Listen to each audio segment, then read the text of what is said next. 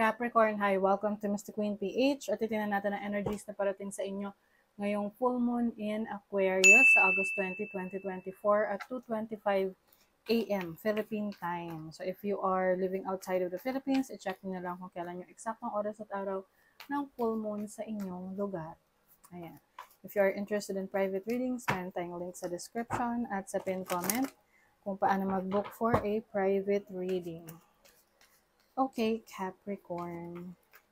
So this reading is maaaring mag-resonate sa mga Capricorn rising.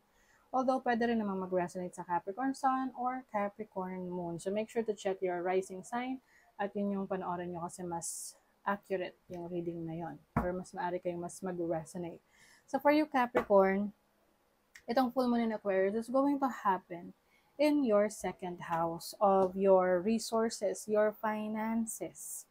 So some of you, maaring magbebenta kayo ng gamit na sa tingin nyo magiging kapaki-pakinabang para sa inyo. Lalo na kung meron kayong mga projects for your business or projects for your family, your home life.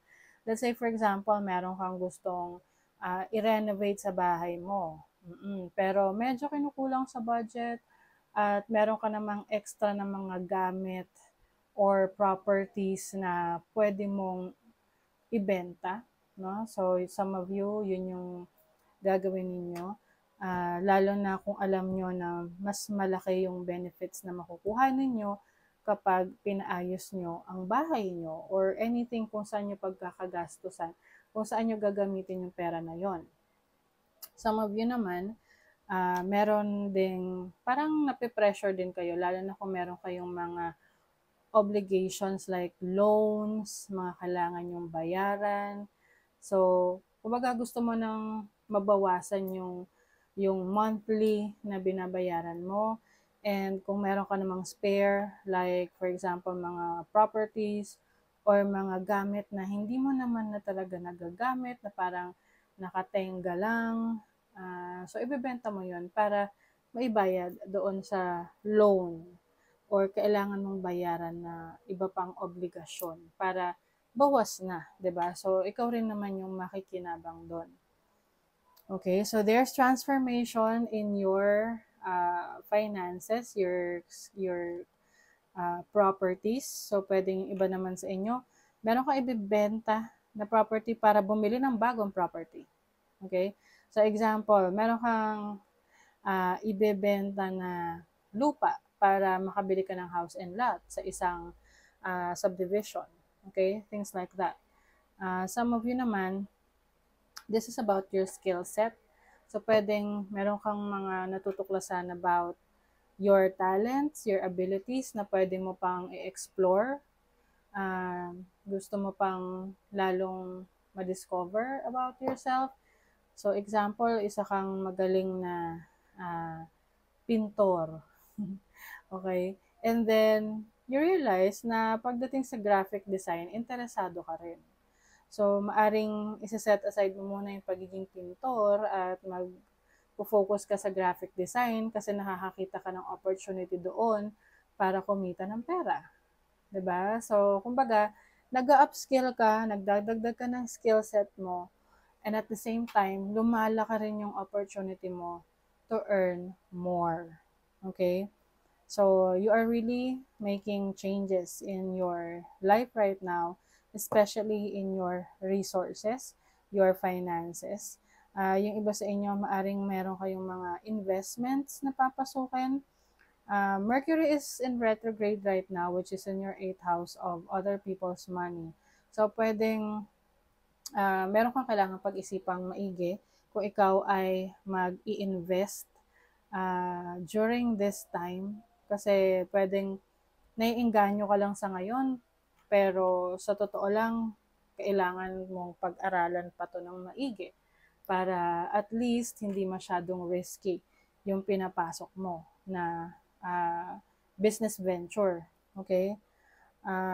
And also, meron din ditong positive aspect sa inyong 4th house, which is about your family. So, I feel like meron kayong ino-overcome na challenge ngayon sa family ninyo kung kayo ay may mga napagkagastusan related sa medical expenses or any expenses na kailangan nyo para makapag-provide for your family. So, unti-unti, ikaw ay nakakabawi na or makakabawi na. Lalo na't alam mo kung paano diskartehan na mas mapalago kung ano yung meron ka ngayon. 'Di ba? Kasi kahit na let's say marami kang ipon, marami kang pera, pero hindi mo alam kung paano 'yun mapapalago, eventually mauubos 'yun, 'di ba? Kung hindi mo ma-manage yung pera mo. But for some of you, you are learning, you want to expand or you want to kumbaga mas ma-take advantage nyo yung resources nyo ngayon na mas mag-multiply. Okay? Some of you pwedeng you will also invest on real properties, no? Real estate, ganyan. Lupa, bahay, or anything na may kinalaman sa home improvement. Okay? You have a challenging aspect with Uranus and Taurus in your fifth house. So, fifth house is about children. So, pwedeng meron kayong maging challenge with your children kung meron kayong anak na medyo may katigasan ng ulo na lalo na kung ito ay adult na parang gusto na niyang siya na yung masunod sa mga plano niya sa buhay niya. So, pwedeng maging challenging for you yon, lalo na kung magkaiba na kayo ng plano. Let's say, meron kang gusto para sa anak mo at nag-agree siya before, pero for some reasons, nagkakaroon ng sariling individuality ang anak mo at ngayon, meron na silang parang meron na silang desisyon para sa sarili nila. So, nung una, okay, sumusunod, pero nung tumagal, mayroon na siyang gusto niyang gawin sa buhay niya. So, that may be a challenge for you, Capricorn.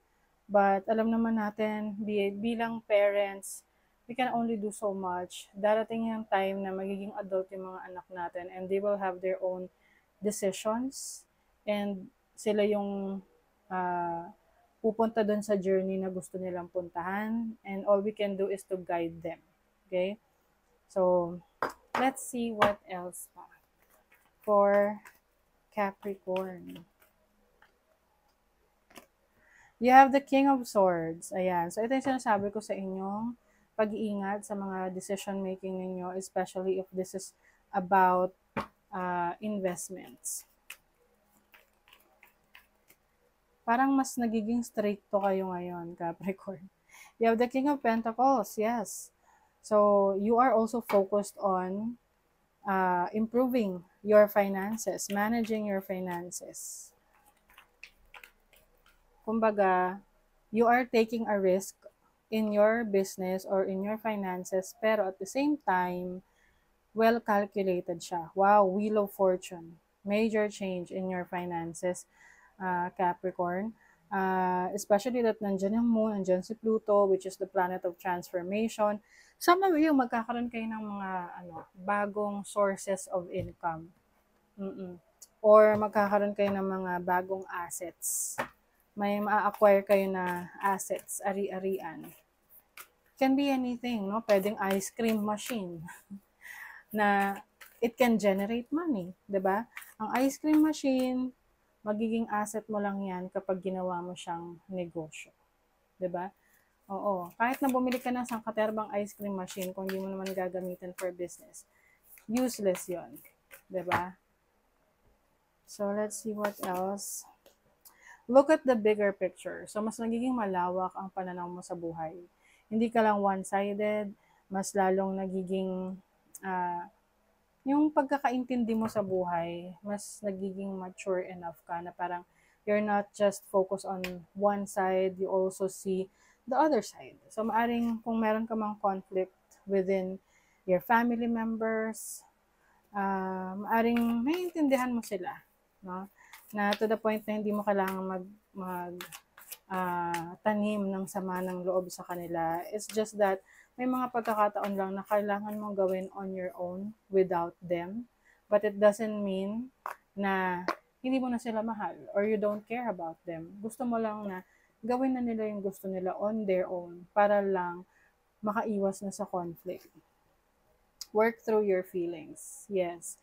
Capricorn, lalo na ang mga Capricorn napakagaling na mag-handle ng kanilang emotions to the point na nasasabihan sila na walang pakialam.